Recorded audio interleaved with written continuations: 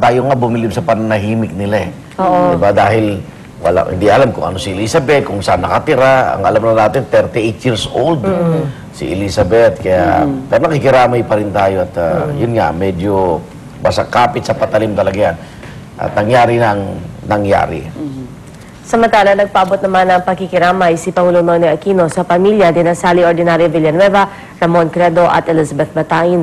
Sa statement ng Pangulo, sinabi niya ginawa ng gobyerno ang lahat ng kanilang magkakaya para mapababa ang sentensya sa tatlo. Pero hindi ito pinagbigyan ng China at dapat daw nating igalang ang batas ng ibang bansa. Maituturing din daw na biktima ang tatlong Pinoy. Sila ay biktima ng mga recruiter at mga sindikatong drug trafficker at biktima rin ng bansang walang maibigay na trabaho para sa kanila. Kaya naman pangako ni Pinoy, prioridad niya ang pagsugpo sa sindikato ng droga at makapagbigay ng trabaho sa mga Pilipino sa sarili nating bansa. Nagalay naman ang misa para sa tatlong binitay na Pinoy sa ilang simbahan sa bansa at sa sermon ng isang pari sa Zamboanga City, sinabi niya dapat daw ituloy ang pagdadasal ng mga Pilipino hindi lamang para sa tatlo, kundi maging sa iba pang Pinoy na nasa death row sa ibang bansa. Sa Legazpi, albay naman isang prayer vigil ang isinagawa. Paraan daw nila ito para makiramay sa pamilya ng tatlong Pinoy na binitay sa China. Alam ba illegal recruitment? Nasa parusang bitay talaga yan.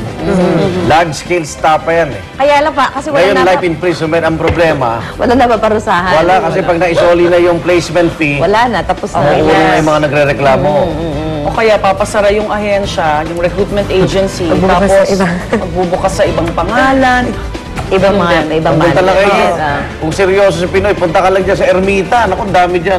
Mga illegal recruiter. Ermita, dyan sa Mabini, Malate, yan, dami. Dyan tabi-tabi. Samantala, inuula naman ngayon ng batikos ang Philippine Drug Enforcement Agency o PDEA sa pagiging inutil nito para mapigilan ng mga Pinoy drug couriers na nakakalusot sa ating mga paliparan pero nahuhuli sa ibang bansa. Sinagot naman agad ito ng PDEA. Ayon kay PDEA Director General Jose Gutierrez Jr., mahirap daw itong bantayan dahil karamihan sa mga transaksyon ay nagaganap sa labas ng bansa. Sa tala ni Gutierrez, mahigit 70% ng mga Pinoy na nahuhuli sa China nagdadala ng heroin.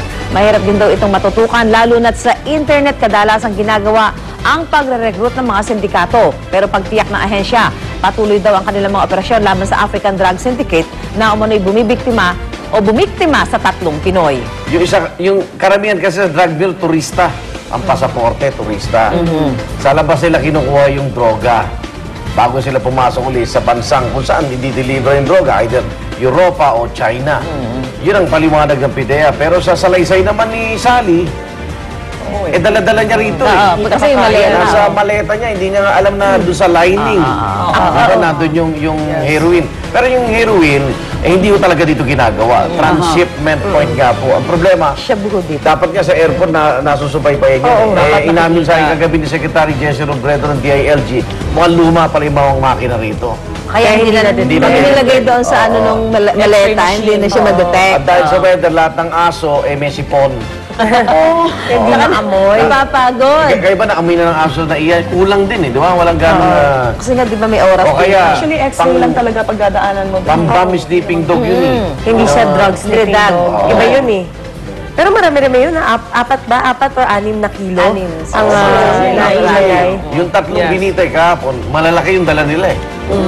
Pero ito, dahil andyan doon naman tayo sa tutukan yung 200 na kulong naman.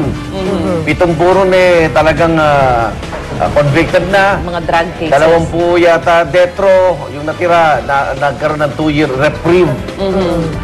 Isang National Day of Protest sa kinasa ng grupong Pisto naman. Ngayong araw, sa ibang balita naman yan, at kukondemnahin nila ang seri ng mga oil price hike. Pero paglilinaw ni Piston Secretary General Johnson Mateo, hindi raw ito transport strike ang kanilang termino para makalusot, transport caravan. Umaasa silang lalok dito ang may 500 jeepney driver sa Metro Manila. Kaya naman na kahit hindi ito tigil pasada, baka raw maapektuhan pa rin ang biyahe ng mga sasakyan. Sisimulan ng transport caravan mamayang alas 9 ng umaga dyan po sa Quezon City Circle. Tapos didiretso sila sa Welcome Rotonda kung saan magsasagawa sila ng isang maikling programa. Patapos po niyan, tutuloy ang caravan sa Espanya at maglalakad ang mga realista papunta ng Mendiola. Kung sakaling maparalisa man ang biyahe ng mga jeep dahil sa kilos protesta, Nakahanda ng mahigit 6 sasakyan ng MMDA na magbibigay naman ng libreng sakay sa mga may stranded na pasahero. Ang AFP at PNP naman handa na sa mga gagamiting 6x6 truck at may hinanda namang shuttle bus ang iba't ibang local government units. Pero kung caravan lamang ang mayroon sa Metro Manila, sa buong Mindanao at ilang bahagi ng Pampanga, tiyak na ang tinatawag na tigil pasada. Hirap naman kung nakapang-opisina ka tapos 6x6 na sasakyan mo. Kaya dapat may baon ka ng damit. Ang babaon talaga. Lagyan nyo naman hagdan. Pwede mag-leggings. Init pa naman ngayon na mag-leggings ka sana sa ilalim ng palda mo. Kunwari. Ay nako, kaya medyo maganda na po tayo ha dahil extra aga ng gising para talagang mapaghandaan itong 9 pa naman transport yan eh. strike. At 1 day lang, Pasok 2 ka day ng lang. 6, uwi ka 8. Ay, nako. Under time ka. At mapa-transport strike o caravan man, ang hinanda ng pisto nagbabala ang Land Transportation Franchising and Regulatory Board na mananagot sa batas sa mga magtitigil pasadang syuper at operator ngayong araw. Ayon kay LTFRB Executive Director Attorney Dante Atienza, ayaw na nilang maulit ang eksena noong isang taon kung saan libu-libong pasahero ang na-stranded nang magtigil pasada ang mga bus sa unang araw ng pagpapatupad ng number coding scheme noong November 15. May ibang paraan pa naman daw para magpahayag ng mga saloobin na hindi masisira ang interes ng mga pasahero. Hindi pwede sa amin yung magi-strike sila.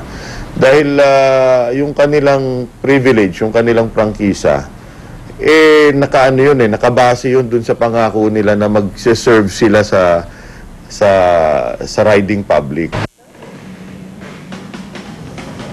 At samantala may good news naman ako, asahan na raw natin ang pagbaba ng presyo ng tinapay at cooking oil ngayong Abril. Ayon kay Trade and Industry Secretary Gregorio Domingo, nagsimula na raw kasing mag-stabilize or stabilize ang presyo ng trigo sa world market. At dahil dito magkakaroon ito ng epekto sa presyo ng harina sa bansa. Bukod dito, patuloy naman ang pagbaba ng presyo ng asukal hanggang 55 pesos kada kilo. Maging ang presyo ng cooking oil, bababa na rin daw. Kaya naman ayon sa DTI, kung sakaling bumaba na ang presyo ng mga pangunahing sangkap, sana raw ay magbaba na rin ang mga panaderyo ng presyo ng tinapay. Hey, thank you. At saka bukod dyan, masaya din yung mga titinda ng banana Q kasi asukal tsaka oil. Yes. Sila malakas. Puhunan. Huwag na lang nilalagyan na asukal yung banana cue. Actually, matamis din yun. Sila lang sa baba. Pwede sa akin yun, sugar-free ba Para wala na. Better. Pasadaran natin bago tayo gutumin pare-pareho. Ronda Reports na tayo.